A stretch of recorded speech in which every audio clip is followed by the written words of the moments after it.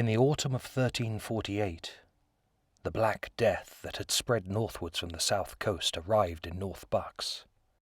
Entire families and communities were wiped out. Fields lay abandoned and crops rotted in the ground. Many small settlements, like Notrh Marston, that had been eking out a feeble existence in poor soil, were abandoned. The enormity of the impact of the Black Death is hard to imagine. It is estimated that more than a third of the population were killed by the plague, profoundly transforming the lives, attitudes, and beliefs of those left behind.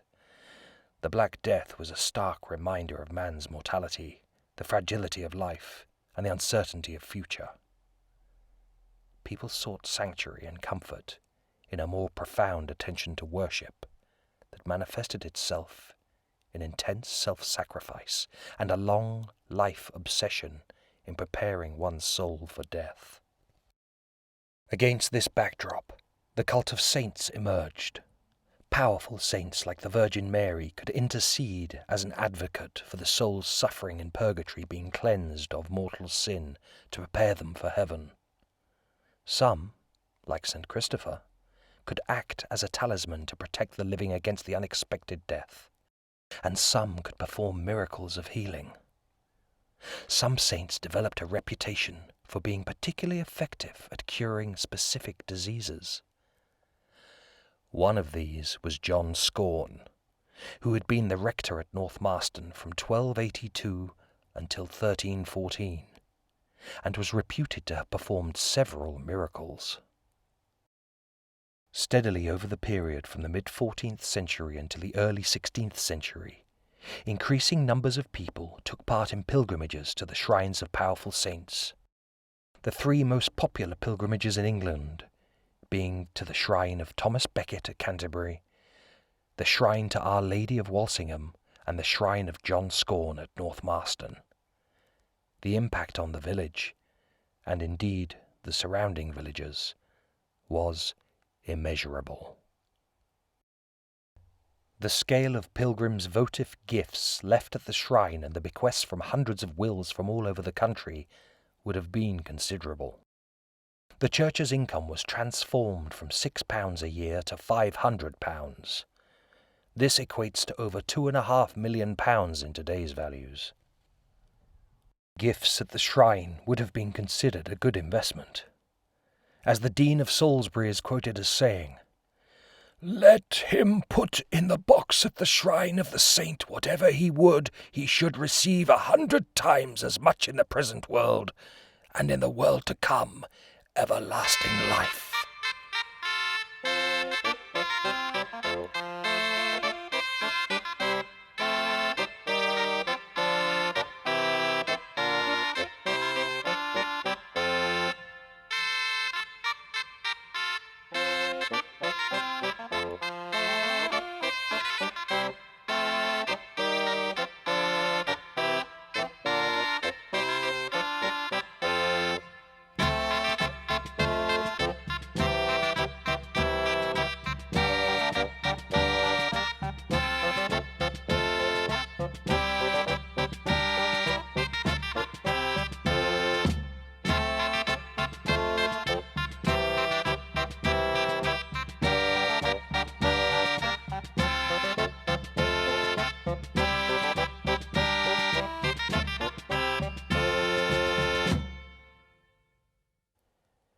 The year is 1355.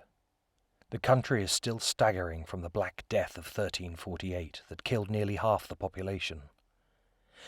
Many rural communities, heavily dependent on manual labour to tend the fields and harvest the crops, have not survived. To many, the Black Death was a punishment from God, and those that survived became more pious, repentant, and more concerned about the welfare of their souls. Against this backdrop, the act of pilgrimage assumed a powerful status. Pilgrims formed small groups for protection and set out on quite long journeys. They saw this as doing God's work, and the hazards they faced on their pilgrimage, whether from disease, injury, robbery, or sudden death, were the devil's work. Satan lay in wait at every turn.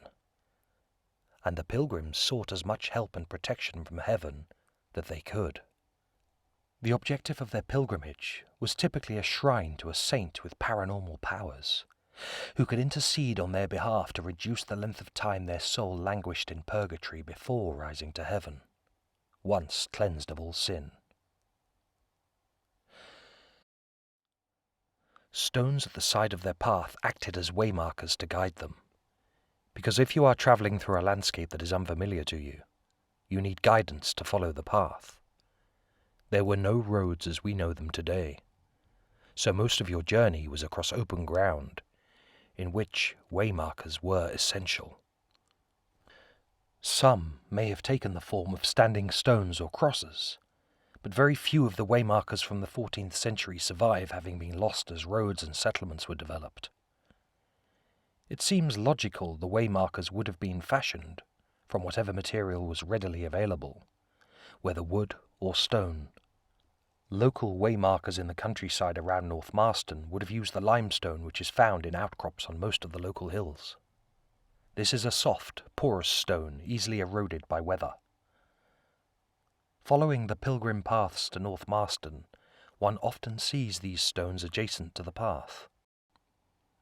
What they all have in common is that they are all formed from heavily weathered limestone that has been shaped by masons, something that could not occur naturally.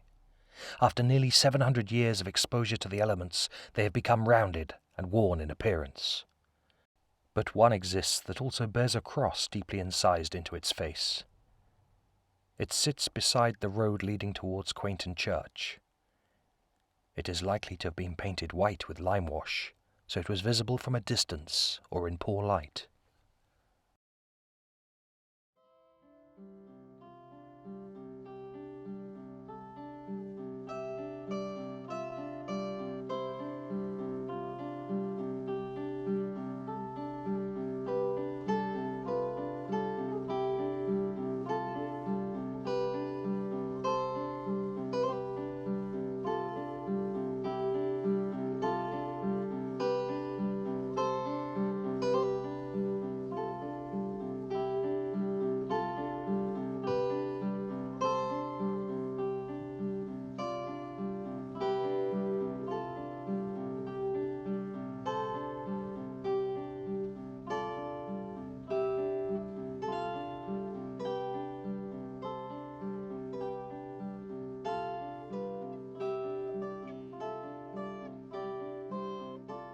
Having passed the waymarker, our pilgrims in 1355 would soon have encountered a far more striking monument, the stone cross on the green, just to the right of the causeway to the church.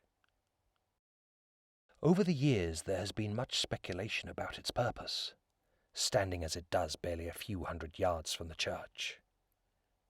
Why would you need to have a preaching cross so close to a church? In fact, the cross was erected in 1352. Our pilgrims in 1355 would have seen it in all its glory, elaborately decorated with carvings and standing several feet taller than today. It would have been used for masses, and some of the year bedecked with flowers. There is little doubt that the pilgrims would have stopped here and offered prayers. The cross was commissioned by Roger de Manville, an extremely wealthy man who owned many estates in the county. He became Lord of the Manor of Quainton shortly after the ravages of the Black Death in 1348, no doubt acquiring the village and church for a knockdown price. He petitioned the king for permission to convert the church into a religious college, a typical pursuit of the super-rich and royalty in the 15th and 14th century. Many of the original colleges at Oxford and Cambridge universities were founded this way. The patrons, believing their generosity would quicken their passage to heaven. Royal assent was granted. The church became collegiate, thereby making it off-limits to all laypersons. One of the preconditions of assent would have been the provision of a site for worship for local villagers, who found themselves shut out of their own church, hence the cross. The weather-worn stones are a testament to nearly 700 years of exposure. Having paused for a while at the cross, the pilgrims would have continued on their way to the church. If you look for the telltale signs of the pilgrims' votive crosses inside the church, you'll find there are very few to be seen, because here, uniquely, the votive crosses to St. Christopher aren't inside the church, but etched into the jamb of the door in the south porch. The reason for this, as we have heard, is the church had become a college. Only priests would have been allowed to enter. No lay person, and certainly no woman, could have gone into the church. However, with the south door open, the pilgrims could see the image of St. Christopher on the opposite wall inside the church, so they made their vows and left their votive crosses here, where they have been left virtually untouched for over 600 years. The porch itself was added in the late 14th century, long after the first of the pilgrims had left their votive crosses.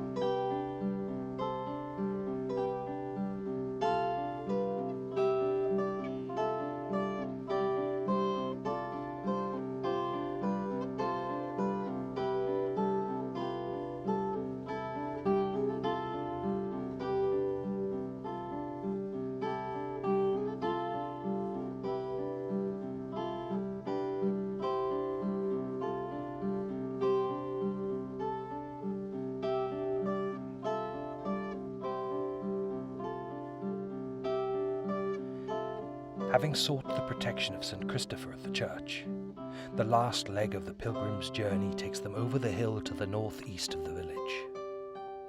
This rises to a height of about 160 metres, in a slight dip between Woad Hill and Conduit Hill. The difficulty faced by pilgrims who were lame or being carried is not to be taken lightly. A walk that in fine weather would take an able-bodied person about 2 hours is likely to have taken them most of the day. On a wet or cold day, this would have set a very bleak challenge. But, lifted by the knowledge that they would soon be at their secret destination, our band of pilgrims began the long climb.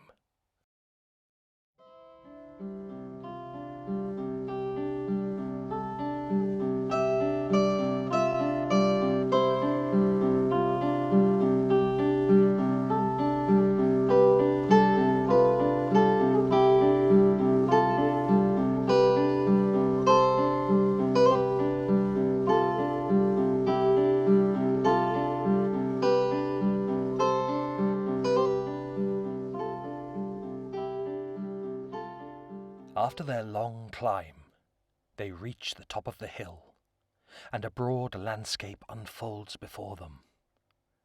This would have been an exciting moment. It offered the first glimpse of the church where John Scorn's shrine will be found. The church would have been much smaller than today's building, with no tower, like most churches at this time. It would have been painted white and clearly visible from the surrounding hillsides.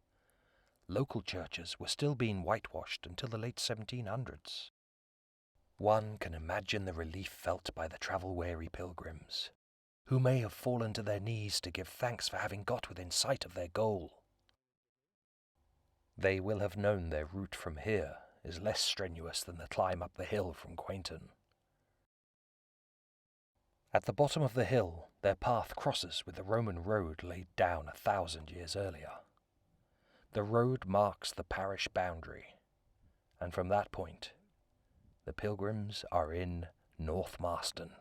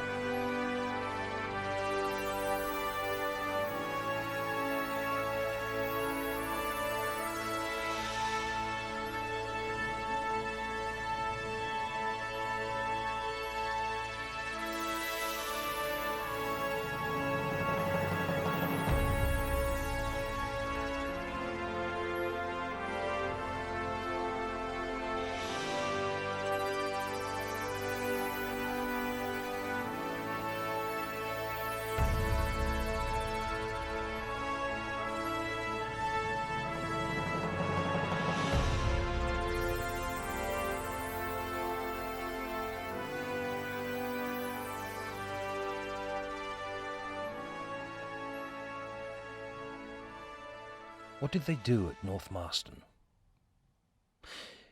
It seems likely that the Quainton Pilgrims will first have stopped at Scorn's holy spring to drink or bathe in the healing water. There they would have met pilgrims from other parts of the country.